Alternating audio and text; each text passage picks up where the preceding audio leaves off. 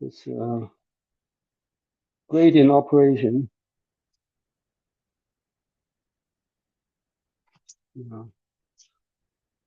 This is dot product, and the gradient of a scalar. So you have a scalar, so you take the sign. Right? And obviously, that in Cartesian coordinate, this is just partial sine partial x, right? And then yeah, Cartesian coordinate doesn't matter. Right? And now you can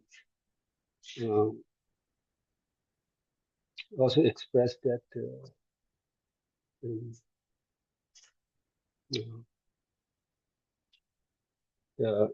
because it's a tensor, and use a new coordinate system, and just use the epsilon. This is univector, but this is not univector, so you can do so for gradient of scalar. That transformation is easy. So you keep everything. This is the form is unchanged. So you can use the old coordinate system with a Cartesian, and then use a new coordinate system to write the gradient. Right? The gradient of scalar is straightforward. Now come the difficult part is the gradient of a vector, and now you need to be a little careful, and the discussion in your textbook is at first is slightly confusing. Yeah, go ahead. This is the position that otherwise the general. So the gradient that phi. Yeah. Use the vector. They're the same. So this is a vector that is defined as a gradient of a scale, and then we show that this is in Cartesian coordinate, which you already know how to do that. This is exactly how you do it in Cartesian coordinate. And now you see that this transform like the covariant component, this transform like the contrariant component. If you use the same transformation rule, the transform subscript and superscript like that, you get this one. Okay, so this is the property of your tensor transformation, right? The transformation of tensor, right? And then you show that the gradient operation was gradient of scalar. It's just writing very simple, just changing x to q, and then the univector, Cartesian univector, the new basis vector. They are not unit vector, but if you write it like that, you still get a correct one, right? Because this one transformed correctly. If you transform the whole thing, you go back to this one. Okay. So therefore, this is straightforward.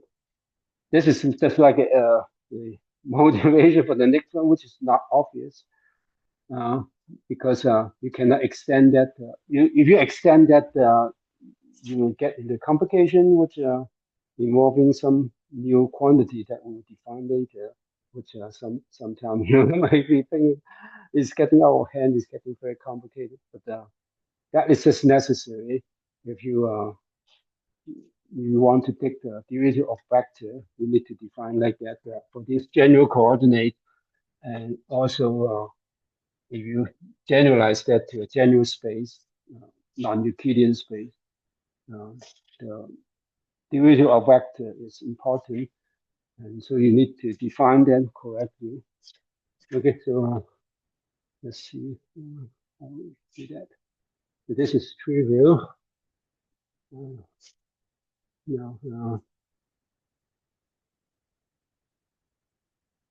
Your textbook, the equation leading up to 4.51 is slightly confusing. I'm not quite sure what the purpose of doing that. So the first equation is it's just like writing a vector, transform a vector back to the Cartesian with this v prime. It's not a derivative. this v point I. It's like the vector, the x, going back to the Cartesian coordinate. That's this component in the I component of a vector, because it's transformed like this, right? Transform like, from the new coordinate system, which are the q, and back to the x. That's how you transform a Cantorian vector components. Okay. Right. That's the equation. Or the text use k. It doesn't matter. Right.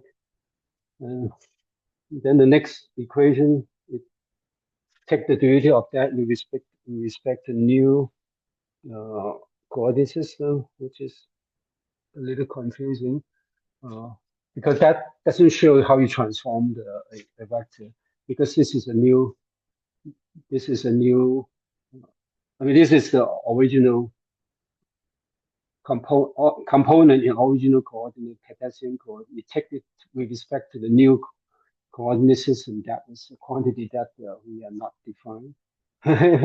We want to define the derivative with respect to the same coordinate system. So you take a derivative of the original coordinate with the new coordinate, and that is not something that I mean, there's obviously you can do that, but what does that mean is unclear. But I mean, starting from the next equation, that's fine. So starting from 4.52, that's fine. But what you actually want to do is to see if you want to take the component with respect to a vector component with respect to a spatial component, that's supposed to be it's a tensor, but it turns out to be not a tensor because it doesn't follow the transformation rule. So if you like, in that case, this is in the Cartesian coordinates, so you can say the partial this whatever this v. I think it's just the pi is just indicates back to the Cartesian coordinates. So this v pi I partial xj, right? You want to do that, because that's the Cartesian coordinate, and then do the same coordinate, same derivative over here, but you want to do a change rule because you want to do the derivative with using the new coordinate. So basically you do a change with partial q. You want to use jk, ql, partial xj, partial ql of the whole thing.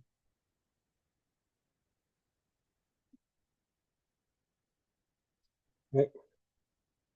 Now you just use the distribution rule, and then there are two terms, right? This first term is partial ql, partial xj, and this operator on v, partial vk, ql, right? Like actually, I should copy that first. Copy this first. Partial xi, qk, partial vk, right? Just operate on that and copy this one. But then you have a second term because this generally depends on coordinate. You need to take the derivative of this one also. That one is copy this one. Also square. Also QL. Also QK. And VK. Okay. So that is more meaningful because you forget this term. Well, basically, all these Q are linear coordinate transformation from X. Then you don't have the second derivative. If this is 0, and the first term is just your transformation rule of this tensor, which you have a superscript and a subscript. So you have a one transform like a superscript, which is this one, and one transform, right? And from the same object in the new coordinate system. So that's how you transform the next tensor from the the new coordinate system back to your old coordinate system. Right? That is correct. This is correct if you don't have the second derivative. But generally, this is non-zero. So it shows that this object, this object this object does not transform like a tensor, like a mixed tensor. Okay. Because of the reason is you have this second derivative. The coordinate transformation is nonlinear, so you have this term, right? So just taking a derivative of component with respect to coordinate, new coordinate is not a tensor.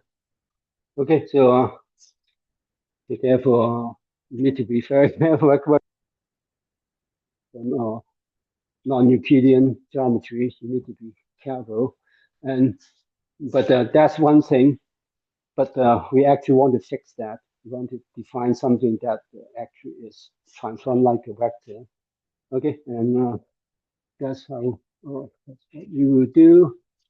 And let's see.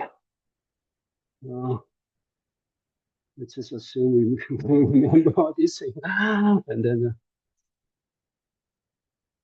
erase that and move on to the definition, which is slightly difficult. I mean, difficult in terms of introduce a new variable or new concept, new quantity that might be a little bit too abstract. This is take the derivative of the vector component in a coordinate system, and obviously that introduces this problem, make it not a non-tensor. But if you take the whole vector itself, so if you first define this vector in a new coordinate system, this is vk, so first k, following a text, right? Now this is the whole vector, including the basis, okay? And now you do a derivative, then you should expect that that one should be due. That one should be a tensor. Okay, so transform like a vector, right? So you take the derivative of this one to this one. You have two terms. One is operate on this one, which is we already show that this is in itself and not the transform like a tensor.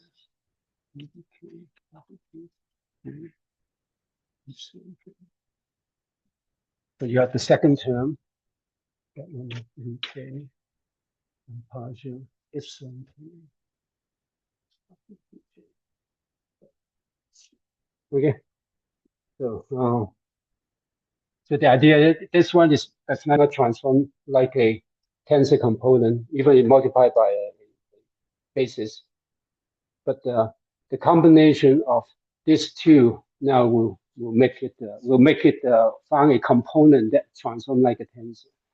And now the complication is this object, the partial derivative of the basis vector with respect to coordinate, which you actually should have done when you learn physics, like we talk about the centrifugal force or pseudo force in the rotating coordinate system. You probably have done that.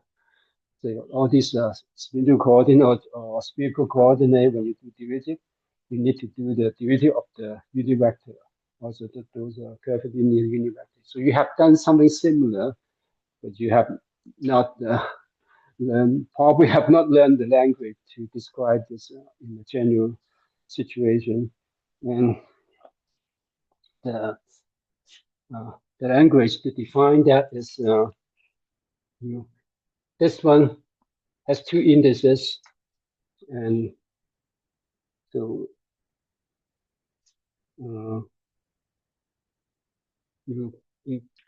just write it generally what the possibility. So you have a J and K, right? So in there. So the whatever on your definition should depends on J and K, but then the direction of this vector is can be general, so it can involve all three components. So if you just write this proportional to all three components is called epsilon mu, right? So the proportionality constant or the projection of this vector to this all the different coordinate or basis vector is called this gamma, and we sum over the subscript with a superscript, and then these are all in subscript because epsilon is covariant, so it's a subscript. The derivative of that also because it's in the denominator, so it's also a subscript. So you have two subscripts, K and J. Generally, the right here is just to say that this is your definition of these gamma coefficient. This is a coefficient projection of this vector into different basis vector, and the name of this object is called Christoffel symbol, and but this one has a superscript and two subscript, and this is called the second kind. And the first kind we have all three subscripts. So that we will define later, although your textbook using a different notation, not using gamma. Many textbooks are using gamma, the same gamma with three subscripts. Okay, and so that is fine. So suppose that you can put it, substitute this into here. Right, we'll figure out how to calculate this a little later. Probably not today because we are close to the end. But if you substitute this into that, this is just your definition of this Christoffel symbol or this gamma, right? So you can substitute this into that. Okay, what's it? K, epsilon K plus EK, and just as first you substitute this directly in here. Just substitute the definition directly into here, right? But these two terms, they don't have the same index for the basis vectors, so make it not convenient. And the trick is that this index is sum. This K is sum. So this mu is sum. This K is also sum. When you sum over index, you can call it whatever you want. So you can like interchange these two indices. And instead of calling it mu, calling it K, and just call the K your mu, right? That is just basically changing your variable. Okay. Now the two terms has the same epsilon K. You can group them together. K plus mu and epsilon K.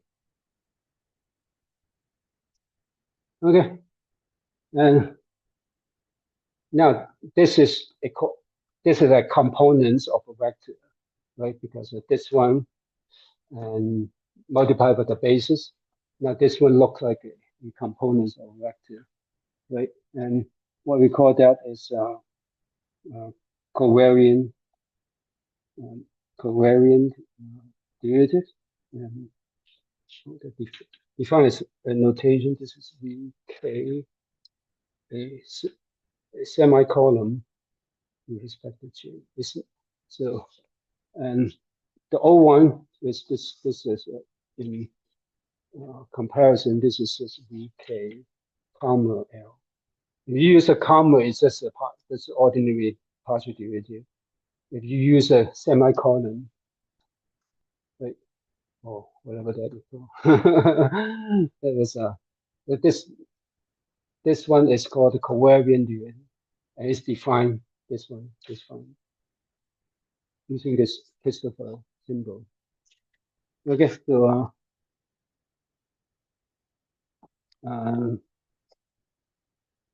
now you can this one will transform. Actually, it has two indices. This is just sum over mu, right? So you still have k and j. This transform like a tensor, right? And the reason is that we start out with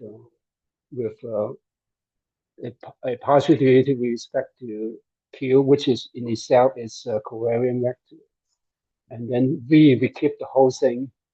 So we keep the whole vector. So the transformation, if you apply the correct transformation, they should transform correctly, right? And of course, you can actually work out the details and how you transform, but we will not do it now. But it's just that might be a homework problem for that one.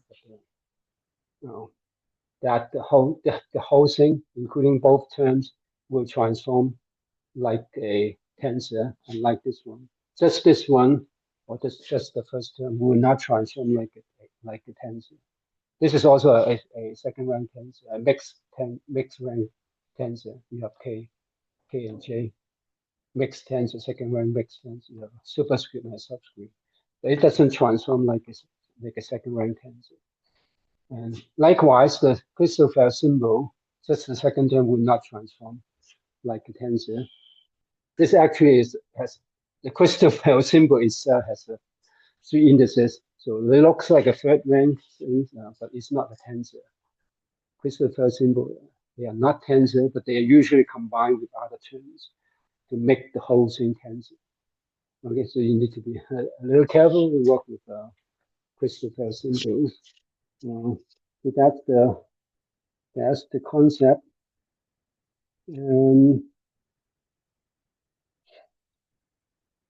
So this is oh yeah, I forgot. But this part is defined as this bracket, this the covariant derivative. Okay, and the equation, the whole discussion, you can also this is work on the countervariant component, right? You can also work on the covariant component using the countervariant basis. And you can go through the same thing and work out the derivative of this one using this one, right? And then the result is the next equation. I think that that's also a homework problem. So basically, partial v partial q.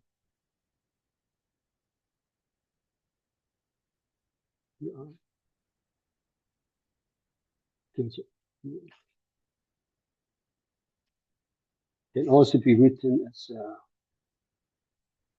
instead of using the superscript, you can write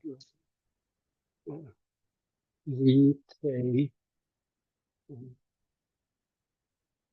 semicolon I. Is equal. This is actually j.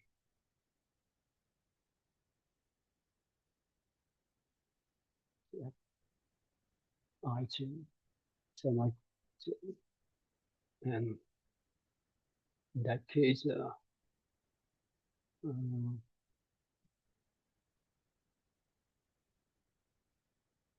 I should say, actually compare with that, actually should be k, and then epsilon k. Right. And then the equation in the 4.58 is defining this covariant derivative for the subscript for the covariant component.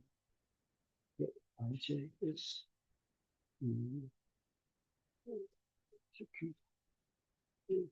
and similar to this one, but has a different sign minus.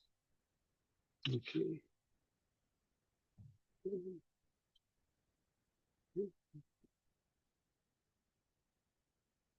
Okay.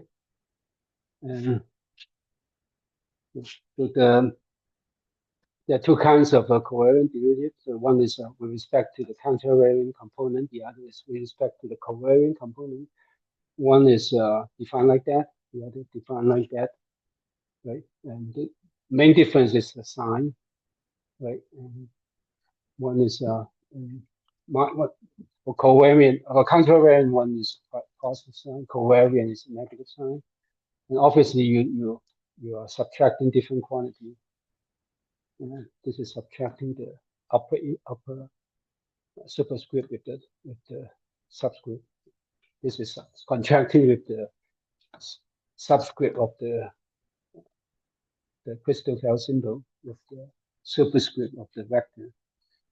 Okay, and those are something that you probably will verify in homework. Okay, and the next topic is how to calculate that. I think I'm slightly over time, but once we define all these, this is right here is just a definition how you define it. It's defined by this the derivative of the basis vector we coordinate and write it in the projection of different basis vector. But this is not an explicit equation how you calculate that. And to do that, there is some manipulation that we'll do. We'll introduce the Christoffel symbol of the first kind to do that. But we'll work on that on Wednesday. Well, is it all too abstract? Too abstract. Yeah, this is. I mean, this is kind of an obstacle you need to get over it. So that once you get familiar with all these objects, then that's just part of the math. And this, I don't think there's any other better way to work on this thing without defining all these this object. All right. So